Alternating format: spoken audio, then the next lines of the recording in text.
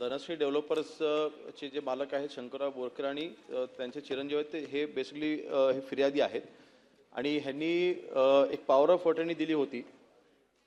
ह्या power of अटर्नीच्या आधारे जे काही ह्याच्यामध्ये आरोपी आहेत हेमंत पाटील आणि धर्मेश शाह म्हणून ह्यांना दिलेली पॉवर ऑफ अटर्नीचा आणि मिसयूज केलेला होता. बेसिकली पॉवर ऑफ अटर्नी केल्याच्या नंतर 7 दिवसामध्ये ह्यांनी ती पॉवर ऑफ अटर्नी कॅन्सल केली होती.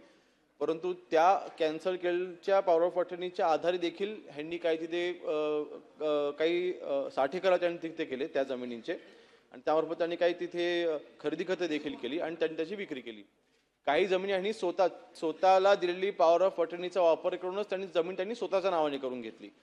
पहिल्यांदा जेव्हा हे आपल्या निदर्शनास आल्याच्या नंतर तक्रार झाल्याच्या नंतर अध्यक्ष महोदय पहिली आपण जी कारवाई केली आहे ते आपण जो फेरफार आहे तो फेरफार आपण रद्द केलेला आहे.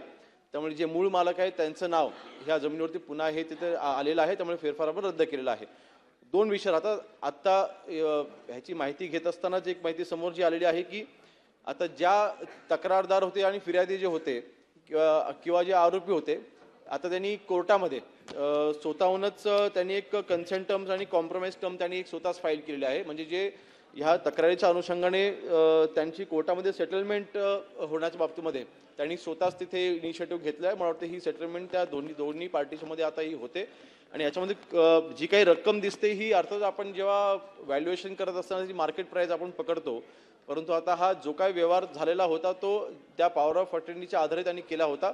पण ज्यांची मी आता जसा उल्लेख केल्याप्रमाणे तक्रारदार जे होते किंवा ज्यांच्यामध्ये ही डिस्प्यूट होता त्या दोघांमध्ये आता हे कॉम्प्रोमाइजसाठी त्यांनी स्वतः हायकोर्टामध्ये ते मूव्ह झालेले आहेत.